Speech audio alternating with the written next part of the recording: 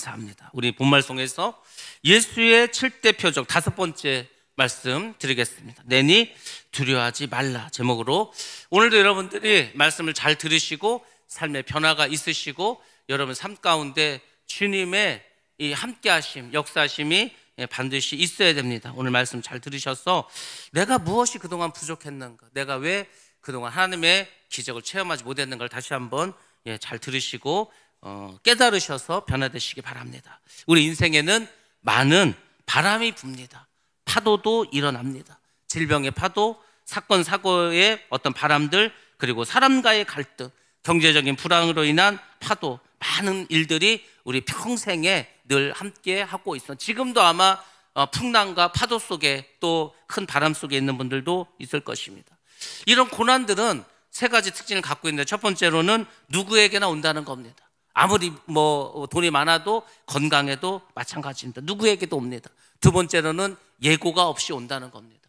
대비도 하지 않았는데 갑자기 들이닥쳐서 어려움을 당합니다. 세 번째가 중요한데, 신앙생활을 잘해도 온다는 겁니다. 나는 교회도 열심히 다니고 믿음으로 살려고 발버둥을 치고 있고 말씀대로 순종하는데 왜 나에게 이런 풍랑이 일까입니다. 이 고난은 누구에게나 올 수 있고 예수를 잘 믿어도 올 수 있다는 겁니다. 우리는 보통 이렇게 생각합니다. 땅에 있는 것이 바다에 있는 것보다 안전하다고 그렇게 생각을 합니다. 그렇지만 여러분들, 배는 바다에서 육지로 가듯이 잘 갑니다.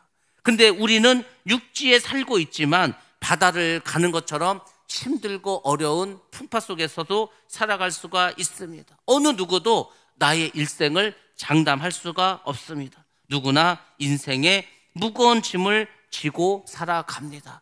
그래서 때로는 좌절하기도 하고 낙심하기도 하고 절망하기도 합니다. 오늘날 많은 우리 주변의 사람들이 낙심과 좌절과 이 실패 속에서 고통당하고 있습니다. 제가 만나는 성도님이나 목사님들 중에서도 너무너무 지금 환경이 힘들어.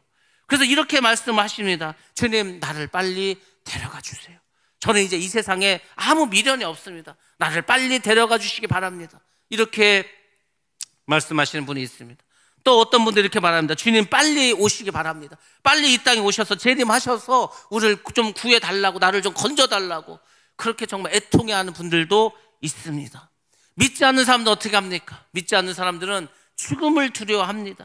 죽음을 두려워함에도 불구하고 자신의 목숨을 스스로 끊습니다. 왜? 너무 살기가 힘들다는 거예요. 내가 이 힘들고 어려운 삶을 빨리 끝내고 싶다는 거예요. 자기 스스로가 생을 마감하기도 합니다. 그만큼 지금 많은 파도들이 우리 주변에 있습니다.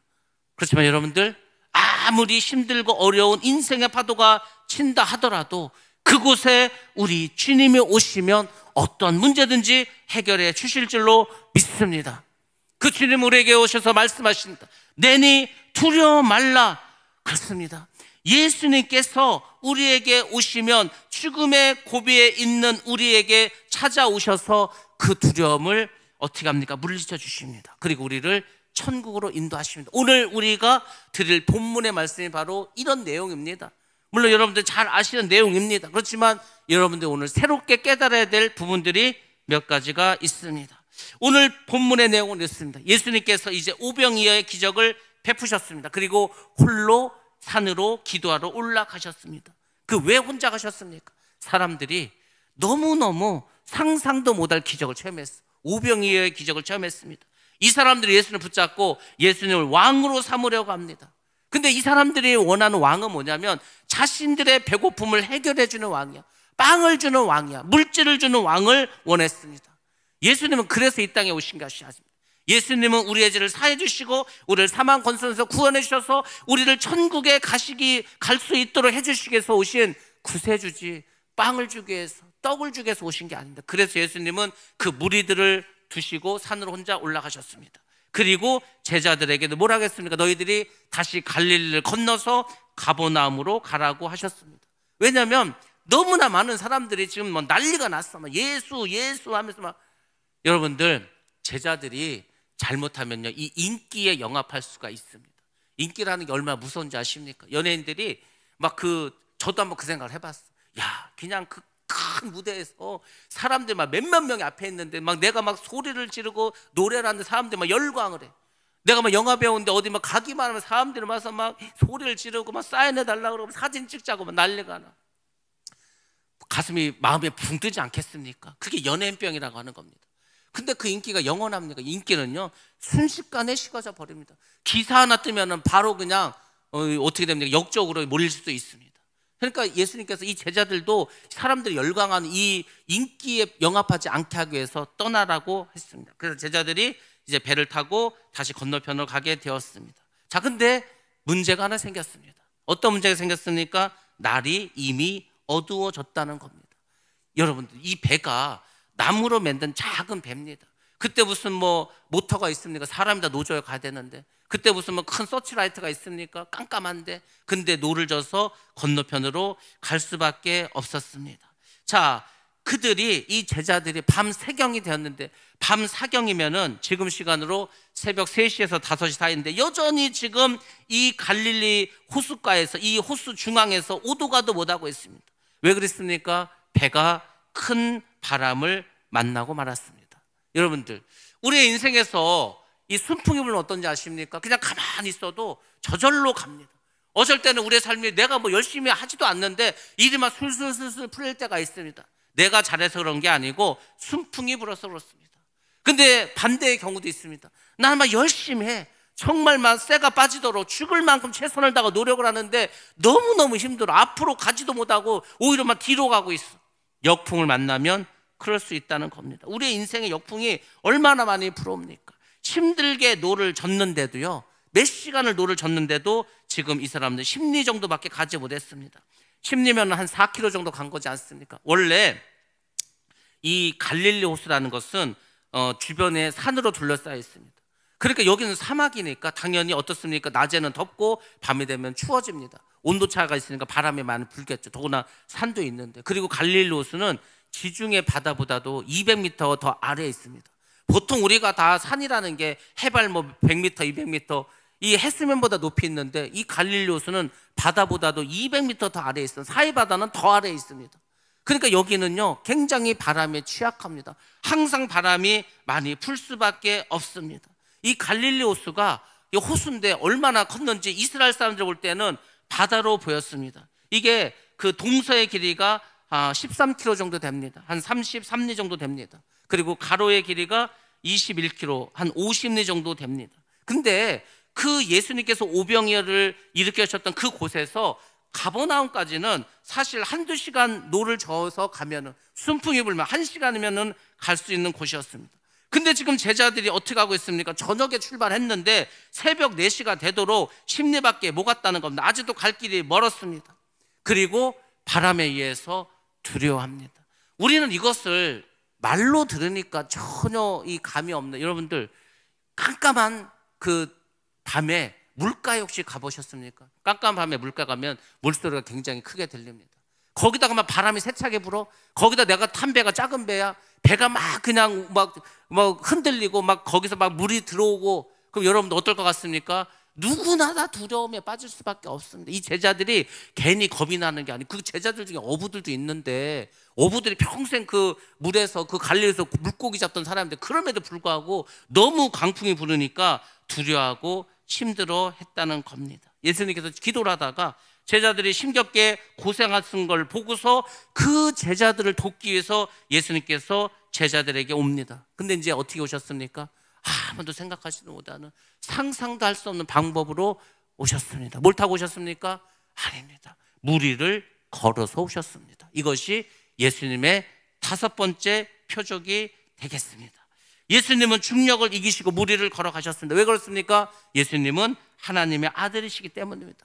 물론 육신의 몸을 입고 오셨긴 했지만 물 위를 걸음으로써 예수님은 우리와 다른 존재라는 것을 보여주시고 그분이 구세주라는 표적, 표시를 해주셨습니다. 예수님은 우리를 돕기 위해서는 어떤 상황에서든 어떤 힘든 상황에서든 찾아오십니다. 때로 우리는 생각합니다. 야, 이거 하나님이라 하더라도, 예수님이라 하더라도 내가 이렇게 힘들고 어려운데 이 상황을 도와줄 수는 없을까요? 여기 내가 너무 깊은 곳에, 너무 높은 곳에 너무 깊숙이 들어와서 주님은 여기에 올 수가 없을 거야. 그런 주님이 아닙니다. 주님은 여러분이 어떤 어려운 상황에 있더라도, 아무리 힘든 저 깊은 갱도 속에 수천 미터 속에 있다 하더라도 주님은 여러분을 찾아서 도와주시러 오십니다. 그러므로 여러분들이 담대하시기 바랍니다.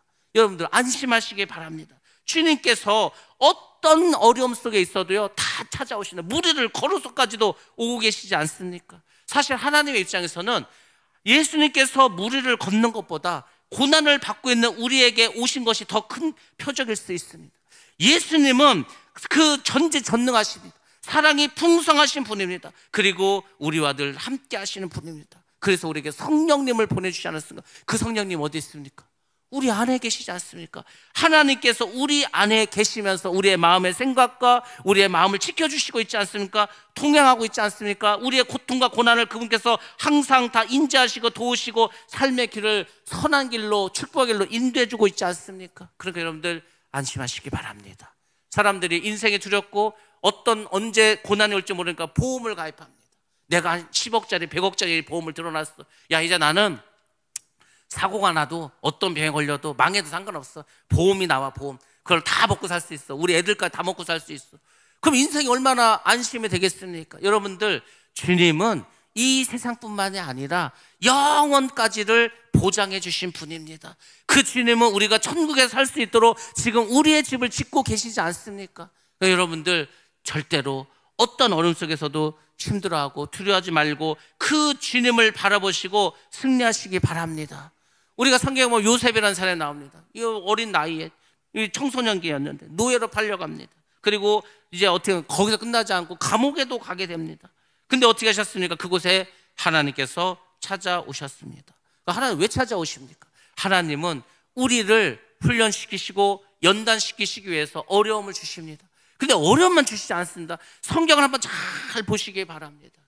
하나님은 연단과 훈련을 시키시고 우리를 도와주십니다. 사르밧 가부가 이제 먹을 게 하나도 없어. 이거 먹고 이제 아들하고 이거 먹고, 야, 이게 마지막인데 이거 먹고 우리 이제 죽어버리자. 근데요, 엘리야가 갑니다. 그거를 달라는 거예요. 달라고. 근데 성경을 잘 보시기 바랍니다. 그냥 달라고 하지 않았어. 네가 이것을 나에게 주면은 네 떡 반죽 그릇과 이 기름병에서 끊이지 않을 거라고 먼저 알려줍니다. 하나님은 그렇게 친절하시다니까. 여러분들이 성경을 잘 보시고 하나님이 어떤 분인가 알면은요 두려워하고 걱정할 게 없습니다. 근데 우리가 너무 걱정이 많어, 두려움도 많어. 그게 다 뭡니까? 여전히 아직도 주님을 잘 믿지 못하겠다, 이거지 않습니까? 예수님께서는 어느 곳에 있든지 우리를 찾아와서 도와주십니다. 그리고 애굽에서 노예 생활할 때 마찬가지죠. 이스라엘 백성들 노예 생활 하든지 아니면 바벨론에서 포로 생활 하든지 풀무불에 들어가든지 사자굴에 들어가든지 다 와서 도와주셨습니다. 근데 여러분들 잘 보시기 바랍니다. 여기서부터 여러분들이 이 표적에서 놓친 부분들입니다. 예수님께서 제자들을 돕기 위해서 물 위를 걸어서까지 오셨는데 그 예수님을 보고서 제자들은 어떻게 했습니까? 두려워했습니다. 아, 주님 오셨으니까 주님 감사합니다, 주님을 환영하고 맞이하고 기뻐한 게 아니고 그 주님을 두려워했다는 겁니다. 더군다나 주님을 보고 뭐라 했습니까? 유령인지 사탄인지 오해했다는 겁니다. 그래서 어떤 제자가 소리칩니다. 야, 유령이 나타났다. 예수님을 보고 유령이라고 소리를 쳤습니다. 그 참 신기하지 않습니까? 예수님 오셨는데 왜 예수님을 유령이라고 귀신이라고 했을까? 왜 그분을 사탄으로 착각을 했을까? 이것이 핵심이라는 겁니다. 왜 그렇게 했습니까? 그들이 예수님을 제대로 알지 못했기 때문입니다. 이것을 우리는 불신이라고 합니다.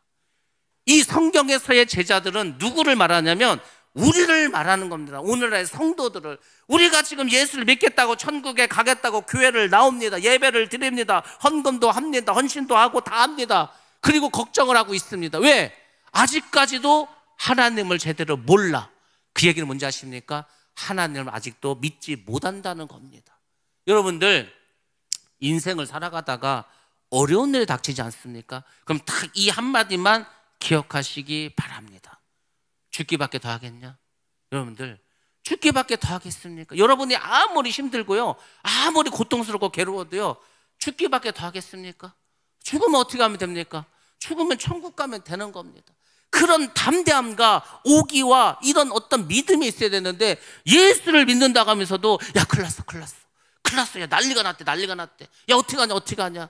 큰일 날 것도 없고 난리가 날 것도 없어요. 난리가 나야죠. 왜? 난리와 전쟁의 소문이 있을 거라고 이미 예수님이 알려주셨으니까. 난리 납니다. 전쟁도 납니다. 나라가 민족이 들고 일어섭니다. 적그리스도도 나타납니다. 짐승의 표를 받으라고 합니다. 환난과 핍박이 있습니다. 근데 다 아는 건데 뭘 죽기밖에 더 하겠습니까? 여러분이 이 죽음의 문제에 대해서 여전히 두려워하고 여전히 불안한다면 아직도 우리는 믿음이 없는 겁니다.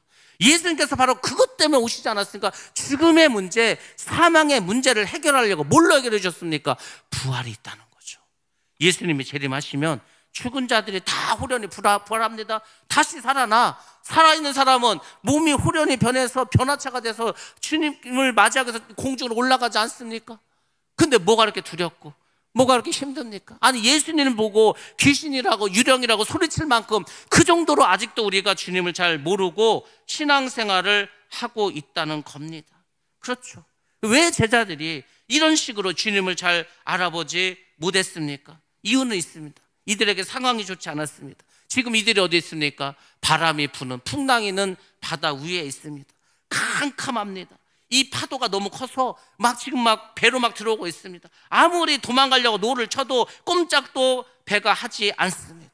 우리는 흔히 인생을 살아가면서 말합니다. 내가 일이 잘 풀리지 않아, 잘 안 돼, 뭘 해도 망하고 일이 꼬이고 막히고 뭘 하려고 해도 아무것도 이루어지지 않아. 그러면 사람들이 생각합니다. 야 귀신이 역사한다, 사단이 역사한다. 맞습니다. 귀신이 역사하고 사단이 역사하는 것이 맞습니다. 사탄은 우리를 항상 부정적인 상황으로, 힘든 상황으로 몰고 갑니다. 그리고 우리의 눈과 귀를 통해서 두려움을 심어줍니다. 우리의 눈이 보는 게 뭡니까? 파도가 보이는 거, 파도가.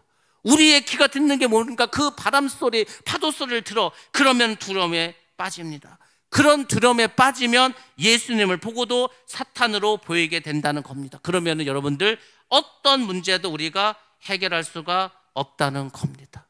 신앙생활을 하는데, 믿음 생활을 하는데도 안 믿는 사람하고 다른 게 하나도 없어.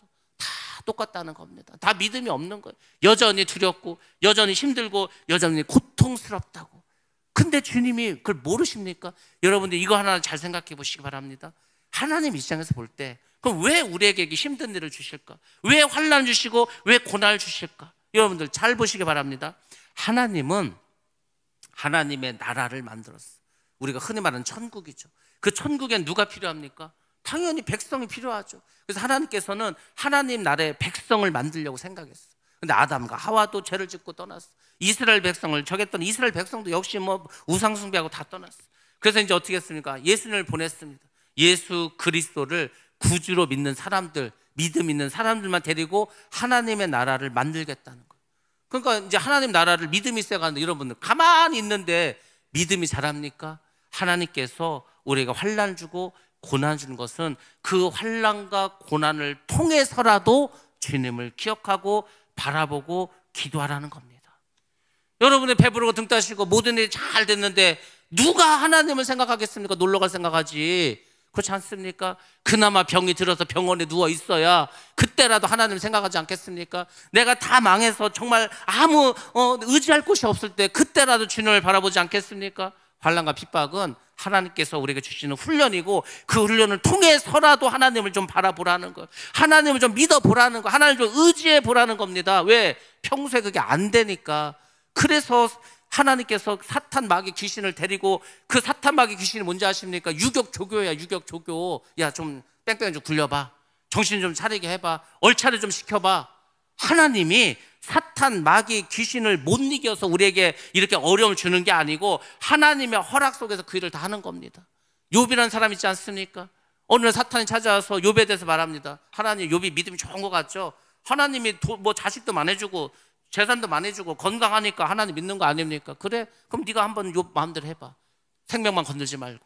그래서 어떻게 합니까? 자녀를 다 죽여버립니다. 재산을 다 뺏어갑니다. 자기 몸도 병들게 합니다. 그렇게 훈련을 시켜.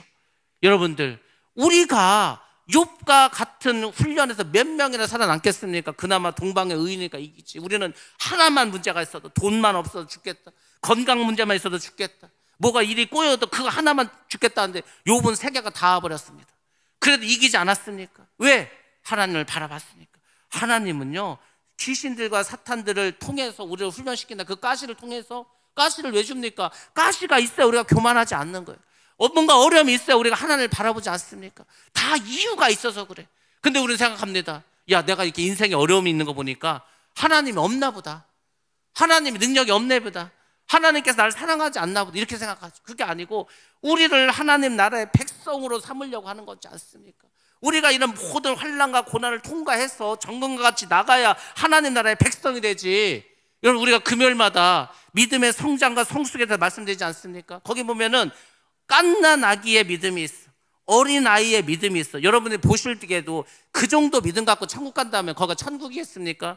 하나님을 믿다가 안 믿다가 자기 마음대로 하다가 세상을 따라가다가 그런 믿음 가지고 천국으로 가면은 거기가 천국이겠냐고. 최소한 제가 말하지 않았습니까? 청년 정도의 믿음이 돼서, 물론 더 아비의 믿음이 되면 더 좋고, 뭐 그 정도가 돼야, 그 정도 믿음이 있어야 천국 가서 살만하지. 그것도 아닌 사람들 갖고 천국을 만들면 거기에 천국이 되겠냐고. 그래서 하나님께서 철저하게 우리를 훈련시킵니다. 이 훈련과 환난과 연단을 이기셔야 된다니까요. 그렇지 않으면 맨날 예수님을 보고도 귀신으로 보이고 마귀로 보이는 겁니다. 분별을 하지 못하는 겁니다. 오히려 사탄 마귀를 보고 이제 예수님을 착각을 해버리겠죠. 그런 믿음으로는 천국 갈 수 없습니다. 천국 가는 게 뭐 가만히 교회만 다니면 저절로 간다 생각하는데 성경은 그렇게 말하지 않습니다. 초대교인들은 천국을 가기 위해서 목숨을 다 버렸습니다. 재산을 버린 사람도 있습니다. 아니, 그게 천국 가는 거지 않습니까? 그 정도의 가치가 있는 곳이 천국이지 않겠습니까? 의중이 뜨중이 다 가는 게 천국이라면 그 천국에 무슨 값어치가 있겠습니까? 하나님께서 믿는 자들에게 천국을 주셨습니다. 그 믿는다는 게 뭐라고 했어요? 하나님의 의라고 했습니다. 하나님의 의는 예수 그리스도가 나를 위해서 십자가에 피 흘려 죽으셨다. 그 피로 내 죄를 사함 받는다. 그걸 믿으라고 하잖아요. 그거를 우리의 의로 보겠다고 하지 않습니까? 그거 하나만 있어도. 근데 여러분들이 십자가에서 흘리신 예수님의 피를 의로 생각합니까? 여러분들이 정말 그 피로 내 죄를 사함받아도 생각합니까? 그거를 내가 아직도 잘 깨닫지 못했다면 여러분은 아직도 갓난 아기입니다. 교회를 40년 50년 다녔는데 여전히 어린아이입니다. 믿음이 그냥 그 어린아이 상태로 있는 거예요. 그러니까 기적을 경험하지도 못하고 하나님의 음성을 듣지도 못하고, 그러니까 이제 뭐만 됩니까? 내 생각만 하는 거예요. 제가 어렸을 때 부흥회 같은 데 가면은요, 그 부흥 강사들이 그런 말 잘했습니다. 한 100년 정도 됐어. 100년 정도 된 교회는요, 묵은 닭들이 많다는 거예요. 그렇죠? 다 주인이야, 다 주인. 우리 할아버지가 집 팔아서 이거 교회 줬어. 그러냐? 우리 아버지는 뭐 땅 팔아가지고 여기 뭐 강대성하고 뭐하고 재건축하고 할 때 했어. 전부 다 묵은 닭이에요. 다 주인 행사합니다. 교회의 주인 어디 있습니까? 하나님 주인이지. 제가 지금 말씀드리지만 우리 교회가 부흥하고 성장한 길은 딱 하나입니다. 뭔지 아십니까? 새신자들이 들어왔어. 이 사람들이 새신자 들어왔지만 새신자라는 생각을 할 수 없을 만큼 그들이 다 일하는 교회가 부흥하는 교회입니다. 대부분의 교회들이 왜 이렇게 부흥 못하는지 제가 알려드리겠습니다. 교회를 갔는데 다 이미 자리를 다 차지하고 있어. 오래된 사람들이. 오래된 사람들은 쫓겨날 일도 없어. 그러니까 자기 마음대로 해. 그러니까 여기서 뭐 할 수 있는 게 아무것도 없어. 그래서 내가 이 교회를 떠나야겠구나. 제가 엊그저께 만난 목사님 그 말씀 하시더라고요. 그분은요, 능력도 많고 그 교회가 살 일도 많고 정말 그분은 아무 사심 없이 자기가 뭔가 도움을 주기 위해서 왔는데 아무도 자기를 인정하지도 않고 오히려 막 이 의심의 눈초리를 바라보고, 그러면 그 교회가 성장하겠습니까? 부흥하겠습니까? 다 떠나버리는데 교회는 그렇게 해서는 절대 안 됩니다. 누구나 다 똑같은 입장이에요. 여기 40년 다니지 다들 다른 분들이요, 이 교회 처음 왔다고 그분 초신자가 아니라 그분은요 다른 데서 더 오랫동안 예수 믿고 더 많은 일을 하신 분들도 많습니다. 그분들이 와서 일을 할 수 있도록 해줘야 될 거 아닙니까? 근데 다 막아버려. 당신은 온 지 얼마 안 됐으니까 하면 안 된다고. 그런 게 어디 있습니까? 예수님은 믿음을 보시고 사람을 사용하지 오래됐다고 그 사람 사용하는 게 아닙니다. 앞으로 우리 교회는 모든 일을 할 때, 모든 일꾼을 뽑을 때 다 마찬가지입니다. 정말 열심히 하고 정말 믿음으로 살아가고 정말 내가 가진 모든 것을 달란트를 주를 위해서 사용하겠다. 그 사람들의 일꾼이 될 겁니다. 그 사람들 통해서 교회는 더 부흥하고 성장하게 될 것입니다. 그게 아니면은요, 교회는 부흥하지 못하고 결국은 다 쪼그라들고 100년 됐으면 교인들이 어마어마하게 많아야 될 거 아닙니까? 왜 100년이 됐는데 교인이 오히려 줄어버립니까? 묵은 닭들이 많으니까, 주인이 많으니까, 누가 새신자가 들어가서 일할 수가 없으니까. 그거지 않습니까? 그래서 우리가 잘 생각하셔야 됩니다. 우리가 믿음이 뭔지, 주님을 믿는 것이 무엇인지를 바로 알아야 우리의 모든 문제를 해결할 수 있습니다. 예수님께서는 이 상황 속에서 그 제자들이 예수님을 보고 그 귀신으로 보는 그 제자를 보면서 얼마나 마음이 아팠겠습니까? 근데 더 문제가 있습니다. 더 큰 문제는 뭐였습니까? 제자들의 마음이 둔해졌다는 겁니다. 우리가 눈으로 뭘 보면은요, 딱 몸이 굳습니다. 길을 가는데 갑자기 뱀이 나타났어. 나도 모르게 본능적으로 몸이 딱 마비됩니다. 그런 것처럼 내가 어떤 두려움을 느꼈어. 그러면 내 마음이 굳어져 버립니다. 어떤 생각도 할 수 없습니다. 마비돼 버리는 거예요. 인지 부조화가 오는 거예요. 여러분들 정말 놀라고요. 정말 내가 두려움 속에 있으면 어떻게 되는지 아십니까? 1 더하기 1이 2라는 게 생각이 안 납니다. 내가 너무 충격을 받았어. 1 더하기 1이 뭐지? 2라는 게 그 인지가 머리가 안 돌아간다니까요. 우리가 누가 사고를 당했어. 큰 충격을 받았어. 의사가 달려서 물어보죠. 이름이 어떻게 됩니까? 아니 내가 아무리 힘들어도 내 이름은 기억할 거 아닙니까? 근데요, 내가 정신이 없으면 내 이름을 잘 기억이 안 나. 지금 제자들이 완전히 마비됐습니다. 여러분들 이 날이 어떤 날이고, 이 날은요 지금 오병이어가 있었던 날이지 않습니까? 불과 몇 시간 전에 대단한 일 있지 않았습니까? 오병이어의 기적으로 5,000명을 먹이고 남기지 않았습니까? 그런 예수님을 체험하고 경험했던 사람들입니다. 근데 불과 몇 시간 만에 어려움이 오고 고통이 오고 환난이 오니까 어땠습니까? 예수님의 은혜를 잃어버렸다는 겁니다. 여러분들 은혜 받기가 얼마나 어려운지 아십니까? 은혜 받으려면요, 금식해야 되고요, 철야도 해야 되고요, 부흥에도 쫓아가야 되고요, 내 마음을 막 회개하고 막 엄청나게 노력해 은혜 받습니다. 근데 은혜를 잃어버리는 건요, 승질 한번 부리면 다 잊어버립니다. 그렇게 은혜를 힘들게 받아놨는데 다 잊어버린다는 거죠. 지금 제자들이 그렇지 않습니까? 오병이어의 기적을 어디 가서 보겠습니까? 난생 처음 보고 앞으로도 정말 나타나기 힘들 그 기적을 보고도요 다 잊어버렸습니다. 예수님께서 오병이어의 기적을 베푸실 정도라면 당연히 무리를 걷는 것도 당연하다 생각을 했는데, 이게 너무 자기들 상황이 힘들고 어려웠다 보니까 예수님을 하나님의 아들로 믿지 못했다는 겁니다. 하나님은 우리의 고난 중에서도 함께 하십니다. 고난 중에서도 함께 하시는데 그것을 기억하지 못하는 거예요. 제가 말씀드리지 않았습니까? 사탄은 하나님의 허락이 없으면요 어떤 것도 할 수가 없습니다. 근데 우리는 눈앞에 있는 그 사탄을 보고 두려워한다니까. 눈앞에 있는 사탄과 그 환난과 고통을 보고서 두려워하지 마시고 그 위에서 살아서 역사하시는 하나님을 바라보시기 바랍니다. 그래서 담대하라는 거. 제자들에게도 예수님께서 담대하라고, 내가 세상을 이겨놓으라고 담대해야 됩니다. 지금 우리가 마음의 중심을 빼앗기서는 안 됩니다. 풍랑보다 더 무서운 게 뭔지 아십니까? 바로 불신이라는 겁니다. 여러분들 불신이 있으면 우리가 주님께서 우리를 도와주시지 않습니다. 여러분들 안 좋은 상황이야, 힘든 상황이야, 그러면 여러분들이 그걸 기억하셔야 돼요. 내가 지금 힘들고 어려우니까 하나님이 더 나와 함께 하시겠다. 이스라엘 역사에서 정말로 힘들고 정말로 고통스러울 때가 언제인지 아십니까? 광야 40년입니다. 애굽의 430년보다도 바벨론의 70년 포로 생활보다도요, 광야는요 아무것도 없어. 먹을 것도 없습니다. 전갈과 뱀이 있습니다. 낮에는 덥습니다. 밤에는요 얼어 죽습니다. 어떻게 살아? 그걸 40년을 살아야 되는데 아무것도 없는데, 근데 여러분 그 힘들고 어려운 광야 생활에서요 하나님께서 이스라엘 백성들에게 가장 많은 복과 가장 많은 기적을 베풀어 주시고 늘 함께 하셨습니다. 여러분 내가 지금 힘들다, 내 인생에 지금 완전히 광야 같다, 그때야말로 하나님께서 여러분과 가장 가까이 하시고 가장 많은 은혜를 베풀어 주실다는 걸 믿으시고 기도하시고 감사하시기 바랍니다. 어떤 분이 저에게 힘든 걸 요구했어. 불과 얼마 전에 있었던 일입니다. 이거를 또 내가 어떻게 감당을 하지? 힘들어, 어려워. 근데요 한편으로 제가 생각했습니다. 아, 하나님께서 나에게 복을 주시려고 하는가 보다. 여러분의 인생이 뭐가 어려운 일이 있으면은요 이길 생각을 먼저 하시기 바랍니다. 그리고 하나님께 나에게 복을 주시려고 하는구나, 그걸 이기시기 바랍니다. 큰일 났다, 그 순간 이미 진 겁니다. 큰일 날 게 아니라니까요. 왜 하나님께서 그 힘들고 어려운 일 왜 여러분을 시키겠습니까? 그래서 여러분의 믿음을 키우고 더 많은 복을 주시려고 하는 거 아닙니까? 그래서 여러분들이 이 고난에 대해서 다시 한번 생각을 하셔야 합니다. 여러분들 두려움을 이기셔야 됩니다.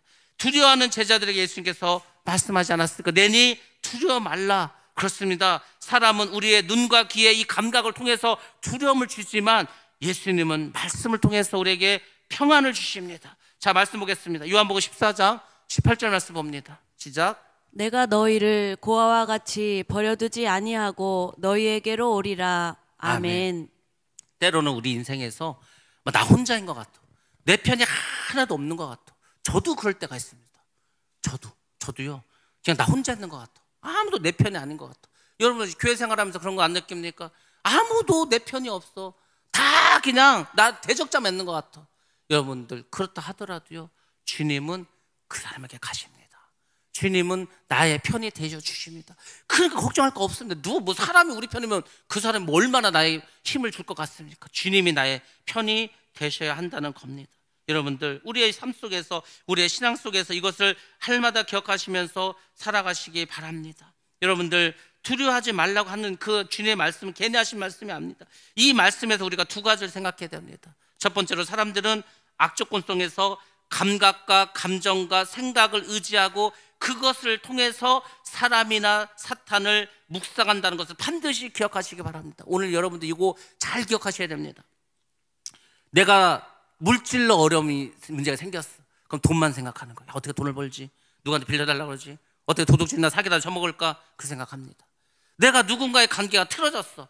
그러면 그 사람만 생각하는 거죠. 저놈을 내가 어떻게 하면 저거 죽이지? 저거 어떻게 하면 저놈이 저 벌을 받지? 하나님 저놈에도 벌을 줘야 될 텐데 그 사람만 생각합니다. 그 문제 해결되지 않습니다. 힘든 일이 있을 때 그걸 생각하면 안 돼. 내가 암에 걸렸어. 암에 걸린 사람 왜 죽는지 아십니까? 암을 생각해서 죽는 거예요. 암에 걸렸다고 하더라도요, 나는 건강하다 생각하면은 그 암이 나를 침범하지 못합니다. 여러분들 잘 생각하시기 바랍니다. 우리는 말씀을 통해서 하나님을 묵상해야 됩니다. 돈의 문제가 생겼던, 건강의 문제가 생겼던, 나도 인간관계 문제가 생겼던, 거기는 상관이 없어. 그건 아무 상관이 없고 그 상황 속에서 하나님을 생각하시기 바랍니다. 그러면 그 악조건을 이길 수가 있습니다. 다니엘과 사드락과 메삭과 아벳느고, 에스라, 느헤미야 전부 다 어떤 사람입니까? 포로기를 겪었습니다. 사자굴에도 갔습니다. 풀불에도 갔습니다. 포로 생활도 했습니다. 근데 이 사람들이 그 환경을 생각한 게 아니고 하나님의 말씀을 붙잡고 묵상했다는 겁니다. 잘 보시기 바랍니다. 다윗은 어떻게 했습니까? 사망의 음침한 골짜기를 걸어갔습니다. 사울이 죽이겠다고 막 쫓아와. 근데 다윗은 사울을 묵상하지 않고 하나님을 묵상하고 시편을 썼습니다. 그래서 그리스도의 조상이 될 수 있었습니다. 사울은 어떻게 하는지 아십니까? 사울은 인기가 떨어졌어. 그러니까 어떻게 되는지 아십니까? 여자들의 노랫소리에 그걸 묵상했습니다. 사울은 천천히요, 다윗은 만만이라. 막 그 소리를 들을 때마다 피가 거꾸로 쏘는 것 같아. 야, 내가 왕인데 저놈들 봐라. 다윗이 더 인기가 좋네. 그러니까 계속 다윗만 생각을 하는 거예요. 그러면은 결국은 사탄을 우상하게 되는 겁니다. 하나님은 그 삶 속에 없어. 그래서 어떻게 합니까? 결국 범민하다 자살하지 않습니까? 잘 기억하셔야 됩니다. 또 하나 생각할 것이 있습니다. 하나님을 묵상하면 두려움이 물려갑니다. 하나님께서 우리에게 주시는 마음이 뭔지 아십니까? 자, 디모데후서 1장 7절 말씀 한번 봅니다. 시작. 하나님이 우리에게 주신 것은 두려워하는 마음이 아니요 오직 능력과 사랑과 절제하는 마음이니. 아멘. 두려워하는 마음은 하나님이 주시지 않아요. 누가 주겠습니까? 사탄 마귀가 주는 거죠. 하나님 우리에게 주신 마음이 능력의 말씀, 사랑하는 마음, 절제하는 마음을, 담대한 마음을 가지려고 합니다. 사탄은 우리에게 두려움이라는 족쇄와 두려움이라는 어떤 올가미를 씌워서 우리를 그 두려움에 빠지게 합니다. 그리고 결국 우리를 죽이려고 합니다. 근데 예수님은 어떻게 하십니까? 우리에게 생명 주시고 더 풍성히 주시려고 합니다. 요한복음 10장 10절 말씀만 보겠습니다. 시작. 도둑이 오는 것은 도둑질하고 죽이고 멸망시키려는 것뿐이요 내가 온 것은 양으로 생명을 얻게 하고 더 풍성히 얻게 하려는 것이라. 아멘. 사탄 마귀는 우리의 인생에 들어와서 돈을 도적질하고 행복을 도적질하고 생명을 도적하고 모든 관계를 도적질해 갑니다. 그리고 어떻게 합니까? 죽이고 멸망, 지옥으로 보냅니다. 예수님께서 왜 오셨습니까? 우리로 하여금, 양으로 하여금 생명을 주시는 거야. 영원한 생명을 주십니다. 영원한 생명을 주시는데 풍성히 주십니다. 이 땅에서도 잘 살아갈 수 있도록 해 주시는 것이 예수님이시지 않습니까? 근데 왜 두려워하고 왜 걱정을 하십니까? 예수님도 하나님도 인격적인 분입니다. 믿음이 있고 하나님을 사랑하는 그 사람에게 더 생명을 주시지, 지금 귀신에게 눈이 팔려있고 그 사람을 묵상하고 있는 그 사람에게 무엇을 주시겠습니까? 이 사건이 마태복음에는 그 이후의 이야기가 나옵니다. 베드로가 이렇게 말합니다. 정말 주님이시면 나에게 무리를 걸어오라고 명령해 달라고 합니다. 왜? 자기 스스로는 할 수 없을 것 같으니까. 예수님께서 오라고 합니다. 베드로는 그 말씀에 의지해서 예수님을 바라보고 이제 배에서 뛰어내립니다. 그리고 어떻게 했습니까? 물 위를 걸어가게 됩니다. 예수님뿐만 아니라 베드로도 역시 물 위를 걸었다는 겁니다. 이게 뭡니까? 우리가 믿음이 있다면, 결단이 있다면, 용기가 있다면 우리도 기적을 일으키고 우리가 기적의 주인공이 될 수 있다는 것이 않습니까? 여러분들, 예수님께서 기적을 베풀어 주셨는데 우리가 그 믿음이 있으면 우리도 역시 그 기적을 경험하고 체험할 수 있다는 겁니다. 그래서 베드로가 그렇게 갔어야 되는데 베드로가 믿음이 약했어. 그래서 뭘 봤습니까? 파도를 봤습니다. 바람 소리를 듣게 되었습니다. 주님만 바라봐야 되는데 두려움이 생겼습니다. 두려움이 생기면 의심이 생깁니다. 의심이 생기면 믿음이 사라집니다. 여러분들, 의심이 얼마나 무서운 건지 아십니까? 저 사람은 나에 대한 감정이 하나도 없는데 자꾸 의심을 주는 거예요. 저 사람 날 죽이려고 하나? 저 사람 날 쫓아내려고 하나? 저 사람 날 뭐 이렇게 싫어하나? 그렇지도 않은데 자꾸 마귀가 그런 생각을 줘. 근데 또 어떻게 일이 교묘하게 이상하게 그렇게 내가 생각할 수밖에 없도록 자꾸 흘러가. 의심이 생기죠. 여러분들, 하나님이 없나? 하나님 없으니까 세상이 이렇게 되겠지. 하나님 없으니까 내가 이렇게 어려움을 당하겠지. 그 의심이요, 결국은 나로 하여금 교회를 떠나게 합니다. 그리고 결국은 지옥으로 가게 합니다. 모든 믿음이 사라집니다. 그러면은 물에 빠질 수밖에 없습니다. 물에 빠졌을 때 베드로가 외칩니다. 주여 나를 구원하소서. 예수님께서 말씀하십니다. 왜 의심하였느냐? 믿음이 적은 자요. 책망하셨습니다. 그렇지만 예수님 베드로의 손을 붙잡고 다시 구원해 주십니다. 의심 많은 베드로는 우리가 책망받아 마땅하지만 그 물로 뛰어들었던 베드로의 용기는 우리가 칭찬해야 됩니다. 많은 사람들이 안전한 배 위에 있기를 바랍니다. 이만하면 됐어. 뭘 더 부흥은 할 게 뭐 있어. 그냥 이만하면 됐는데 더 사람 많으면 골치만 아프지. 그냥 만족해 합니다. 자족해 합니다. 그리고 나중에 교만한 마음으로 발전합니다. 아무도 지금 이 배에서 뛰어내릴 용기와 결단을 하지 못합니다. 그러니까 교회가 계속 힘들어지는 겁니다. 누구도 결단하지 않아. 누구도 이 힘든 이 파도 많은 세상을 뛰어들질 않아. 지금 복음을 전파하는데 여러분들, 제가 계속 말씀드렸는데 그 지난주에 몇 명에게 복음을 전파했습니까? 야, 복음을 전파하라든 말든 그냥 나는 그냥 배 안에 편안하게 있겠다. 여러분들, 그러면 누가 이 베드로와 같이 무리를 걸을겠어? 일단은 그 파도로 뛰어들어야 무리를 걷는 기적을 체험하지 않겠습니까? 다 배 위에 있는데 누가 무리를 걸을 수가 있겠습니까? 여러분들, 제가 말씀드리지 않았습니까? 12월 30일이 있어. 그 30일에 하루에 한 명씩만 우리가 들어오면요 30명 채우고 50명이 된다니까요. 그러니까 누군가는 하라고 하지 않았습니까? 제가 꿈을 꿨다고 하지 않았습니까? 지난 주간에 꿈을 꿨는데 한 40대 되는 부부들이 왔어. 애들도 막 데리고 왔어. 몇 가정이 왔어.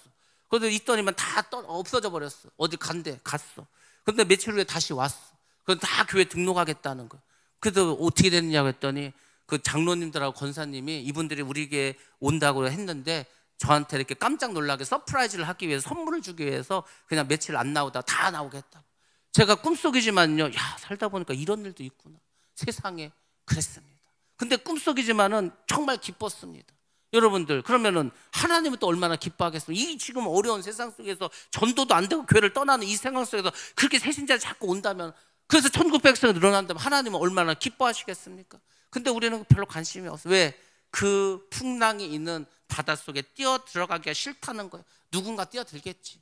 나는 그냥 이 배 위가 좋다 이렇게 생각을 하겠죠. 여러분들, 그렇지 않습니다. 우리는 이 파도에 뛰어들어야 돼. 그리고 주님을 우리의 배로 영접을 하셔야 합니다. 그러면 어떻게 되는지 아십니까? 바람도 파도도 잔잔해집니다. 예수님께서 바람과 파도를 잔잔하게 하시고 그 제자들을 목적지로 데려가십니다. 그래서 여러분의 삶의 인생의 배 위에 주님을 모셔드려야 합니다. 주님께서 우리 안에 들어오시면 그 주님은 우리를 목적지로 인도해 주시는, 우리의 삶의 인생의 목적지가 어디입니까? 하나님의 나라지 않습니까? 이 세상이 아닌 거예요. 그러니까 사탄마귀는 속이는 거예요. 이 세상의 목적지는 돈이다, 명예다, 권세다. 그렇지 않습니다. 이 세상의 우리의 목적지는 하나님의 나라입니다. 여러분의 인생의 배에 이 예수님을 모셔드려야만이 여러분이 안전하게 하나님 나라에 들어갈 수가 있습니다. 죽음의 요단강을 건너서 우리가 그분의 나라에 입성하게 된다는 겁니다. 그래서 여러분 삶 속에 주님을 모셔드리고 하나님 나라 그 목적지를 향해서 달려가시기 바랍니다. 믿음은 예수님을 믿고 의지하고 맡기고 순종하며 가는 겁니다. 여러분들 오늘 이 말씀을 통해서 환난이 많고 풍파가 많지만 더 주님을 바라보시고 여러분이 물 위를 걸어갈 수 있는 그 기적도 경험하시고 그리고 바라기는 인생의 최종 목적지 저 천국에도 다 들어가시기를 주님의 이름으로 축원합니다.